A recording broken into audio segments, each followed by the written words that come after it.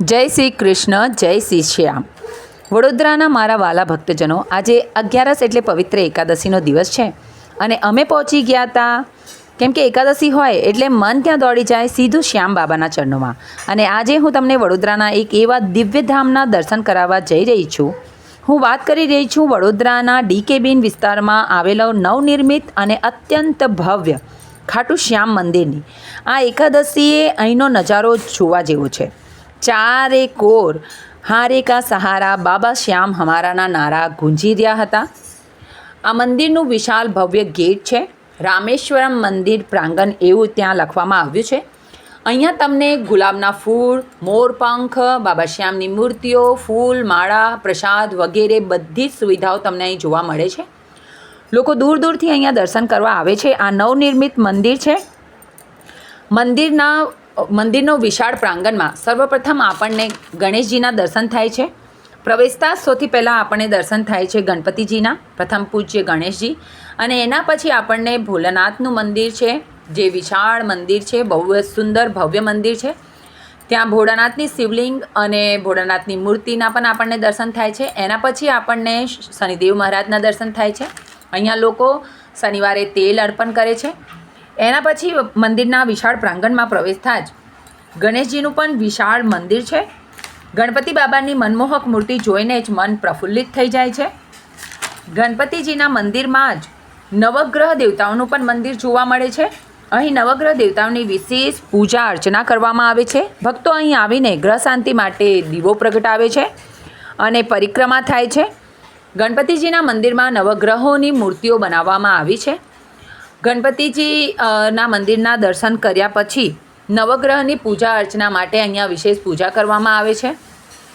તો બહુ જ સુંદર આ મંદિર બનાવવામાં આવ્યું છે. ખાટુ શ્યામ મહારાજનું આ મંદિર તમે એકવાર અહીં જરૂરથી મુલાકાત લેજો. લોકો અહીં ગ્રહ શાંતિ માટે પણ પૂજા કરાવવા આવે છે. તો ગણપતિજીના દર્શન કર્યા પછી આપણે જ્યારે આગળ વધીશું ત્યારે આપણને દર્શન થાય છે અહીંયા મા અન્નપૂર્ણાના.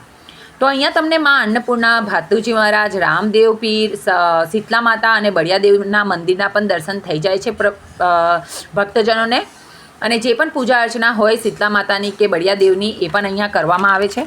આ મંદિરની જે વિશેષતા છે, હવે આપણે આગળ વધીએ તો આ મંદિરની એક ખાસ વિશેષતા છે કે અહીંયા આપણને પરશુરામજીના દર્શન થાય છે. વડોદરામાં બહુ જ ઓછી જગ્યાએ પરશુરામ ભગવાનના મંદિર છે અને આ બ્રાહ્મણ સમાજ અને સહિત તમામ ભક્તો માટે આસ્થાનો કેન્દ્ર છે.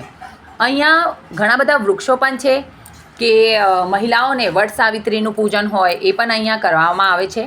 પછી આગળ વધતા આપણને રામ દરબારના દર્શન થાય છે. ભવ્ય મંદિર રામ દરબારજીનું શ્રી રામ ભગવાનનું બનાવવામાં આવ્યું છે. અને એના પછી કષ્ટભંજન દેવ શ્રી હનુમાનજીનું મંદિરના પણ આપણે દર્શન થાય છે. અને અહીંયા ભૈરવનાથ બાબાનું પણ મંદિર છે, જ્યાં પૂજારી મહારાજ બધાને ઝારા આપે છે. અને અહીંયા ભક્તજનો આ વિશાળ પ્રાંગણમાં બેસીને બાબા શ્યામ અને સર્વ દેવી દેવતાઓના દર્શન કરીને ધન્યતા અનુભવે છે. તો 11 હોવાના કારણે અહીંયા આજે ખૂબ જ ભીડ છે, પણ જે અહીંની વ્યવસ્થા છે કે કેટલી પણ ભીડ હોય પણ જે મંદિરનું પ્રાંગણ વિશાળ પ્રાંગણ બનાવવામાં આવ્યું છે અને એક રેલિંગની વ્યવસ્થા કરવામાં આવી છે કે ભક્તજનોને કોઈ પણ પ્રકારની અહીંયા તકલીફ નહીં પડતી. તો રેલિંગમાં જેમ જ આપણે પ્રવેશ કરીએ તો સર્વપ્રથમ આપણે અંબા માતાના દર્શન થાય છે. અને એક હૃદયસ્પર્શી વાત છે કે અહીંયા ભારત માતાનું પણ મંદિર છે. સનાતન ધર્મ દેશને સર્વોપરી રાખે છે અને અહીંયા ભારત માતાના દર્શન કરીને બહુ જ ધન્યતા અનુભવાય છે. અહીંયા શ્રી રાધા કૃષ્ણજીનું મંદિર પછી આવે છે અને એના પછી સાવરિયા શેઠના દર્શન થાય છે. જો તમે રાજસ્થાન ભલે ના જઈ શકો પણ તમને વડોદરામાં જ શ્રી સાવરિયા શેઠના દર્શન થઈ જાય છે. સાવરિયા શેઠની કાળી કલ્યાણી મૂર્તિ જોઈને એવું લાગે છે કે આપણે રાજસ્થાનના જ ધામમાં છીએ. વ્યાપારીઓના પાર્ટનર ગણાતા સાવરિયા શેઠના દર્શન કરીને લોકો ધન્યતા અનુભવે છે. અને પછી આપણા બાબા શ્યામના દર્શન, ભવ્ય અને દિવ્ય દર્શન. બાબાના દર્શન કરીને એવું લાગે છે કે બાબા હમણાં જ ભક્તો જોડે વાતો કરશે. એવા સુંદર દર્શન અહીંયા થાય છે. અને પંડિત મહારાજ બધાને તિલક કરે છે. અહીંયા મોરપંખ ચડાવવામાં આવે છે અને ગુલાબનું ફૂલ અને અત્તર પણ વિશેષ અહીંયા પૂજા ચડાવવામાં આવે છે. નારિયેલ પણ બાબાને ધરાવવામાં આવે છે. તો ભક્તજનો બહુ જ ઉત્સાહ અને શ્રદ્ધા સાથે અહીંયા લાઇનમાં ઊભા છે અને શાંતિપૂર્વક અહીંયા દર્શન કરી રહ્યા છે.